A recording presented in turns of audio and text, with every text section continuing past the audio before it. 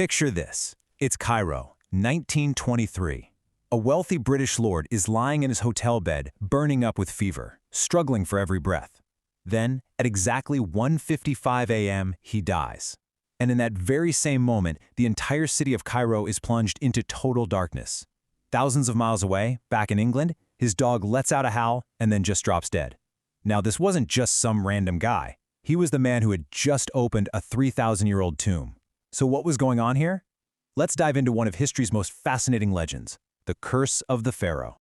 This was the warning, the terrifying inscription supposedly carved at the entrance to King Tutankhamun's tomb. And these words, well, they would ignite a global media storm and cast this long, dark shadow of superstition over what was, without a doubt, the greatest archaeological discovery in human history. And this date, April 5th, 1923, is really where the legend explodes. Lord Carnarvon, the man who paid for the whole expedition, dies from this mysterious illness. And just like that, an incredible scientific discovery gets twisted into a terrifying ghost story. Now, to really get why this story became so huge, you have to look at the chain of events that happened right after Carnarvon's death. Because it wasn't just one spooky incident, it felt like a cascade of tragedies, each one seemingly confirming that ancient, deadly warning. Okay, so this timeline really shows how the legend just caught fire. The deaths started piling up fast, and each one seemed to zero in on someone connected to that tomb. Every time another person died, newspapers would splash "Curse of the Pharaoh" across their headlines, just feeding this global frenzy. Each death wasn't just a death anymore, it was another chilling chapter in the story.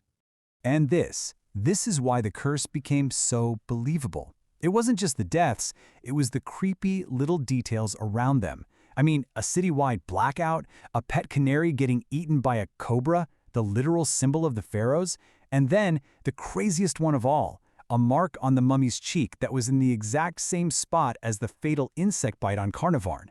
You couldn't make this stuff up. It was the perfect recipe for a horror story. But hang on, before the curse, before all the spooky stuff, there was the discovery itself. So let's rewind a little bit, because the true story of what they found is honestly even more spectacular than the myth that came after it. You have to understand, the stakes here could not have been higher. Howard Carter had basically poured his entire life into finding this lost tomb of a forgotten boy king. And his sponsor, Lord Carnarvon, had spent an absolute fortune. We're talking tens of millions in today's money, with pretty much nothing to show for it. This was it, their last chance. Carnarvon told him flat out, "Find something this season or we're done. The funding is cut." And then, on November 26, 1922, after finding a hidden staircase, Carter made this tiny hole in a sealed doorway. He held up a candle, and as his eyes adjusted to the darkness, he just saw the glint of gold everywhere. Carnarvon, standing right behind him, nervously asked that now famous question. And Carter's reply, "Yes, wonderful things," might just be the biggest understatement of the entire 20th century. They hadn't just found a tomb, they had found a perfect time capsule. It was completely untouched for over 3,000 years, and it was filled with over 5,000 artifacts. A solid gold death mask, a dagger literally forged from the iron of a fallen meteorite. I mean, who does that? It was, and it still is, the single greatest archaeological find in history, period. Okay, so the discovery was real. The treasures were absolutely real. But what about the curse that supposedly came with them? Well, this is where our story takes a sharp turn, away from superstition and back towards science and, well, the facts. So this is the million-dollar question, isn't it? The whole legend, this entire global ghost story, it all hangs on that one terrifying warning. But what if it was never even there? What if the very foundation of the story was a complete lie? And here it is, the truth. That famous curse, the clay tablet warning about swift wings, it just didn't exist. It was totally made up. Years later, the tomb's security chief admitted that when a journalist kept pestering them about curses, the team just sort of stayed quiet. From that silence, that little bit of mystery, the reporter invented the entire story. The world's most famous curse was born entirely from a journalist's imagination. So with that main piece of evidence completely gone, let's start picking apart the other pillars holding this myth up. It's time to put all those eerie coincidences under a scientific microscope. This really breaks it down nicely. That citywide blackout in Cairo? Yeah, it turns out power outages were incredibly common back then.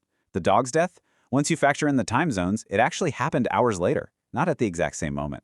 And that spooky mark on the mummy's cheek? That was a sensationalized story printed by a rival newspaper that was furious it didn't get the exclusive rights to the discovery. As for Lord Carnarvon himself, he was already in pretty poor health, and in a world before penicillin, a simple insect bite, getting infected, could absolutely be a death sentence. You know, science also gives us a much more likely reason for some of the illnesses. Sealed-up tombs can be the perfect breeding ground for nasty molds and fungi, like this stuff, Aspergillus niger. If you've got a weakened immune system and you go breathing in those spores, you could get a really serious lung infection, which would look a lot like the effects of a so-called curse. But you know, the most damning piece of evidence against the curse really just comes down to the numbers. A study in the British Medical Journal actually looked at the lifespans of the people who were there when the tomb was opened. And the results? The supposedly cursed people actually lived, on average, to be 73 years old, which is slightly longer than the average life expectancy for someone of their class at the time. If this was a curse, it was a pretty terrible one. But there is one final test, and it's the simplest, most logical one of all. If the curse were real, who should have been its absolute #1 target? I mean, the answer is pretty obvious, right? It would be the people who were there first, the ones who touched everything, who spent the most time breathing that ancient air, and who physically disturbed the mummy itself. And yet, the people who were most exposed lived long, full lives. Lady Evelyn, who was one of the very first people inside that tomb, lived to be 78. Dr. Derry, the guy who unwrapped and performed the actual autopsy on the mummy, he lived to be 87.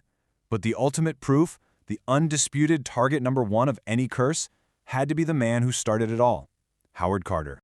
The man who physically broke the seal, who was the first person to breathe the tomb's air in 3,000 years, and who spent the next decade of his life surrounded by its treasures, was completely fine. He died of natural causes 16 years later. And whenever reporters would hound him about the curse, his answer was always the same, simple, powerful truth. I am still alive. So, was there a curse? All the evidence says no. But maybe the real story here isn't about a curse of death at all, but about a promise of life. You see, the ancient Egyptians believed that you only truly die when your name is no longer spoken. For 3,000 years, nobody knew the name Tutankhamun. He was forgotten. But thanks to Howard Carter, the boy king achieved a kind of immortality they could only dream of. His name is now known all over the world, ensuring that in the way that mattered most to him, he too can say, I am still alive.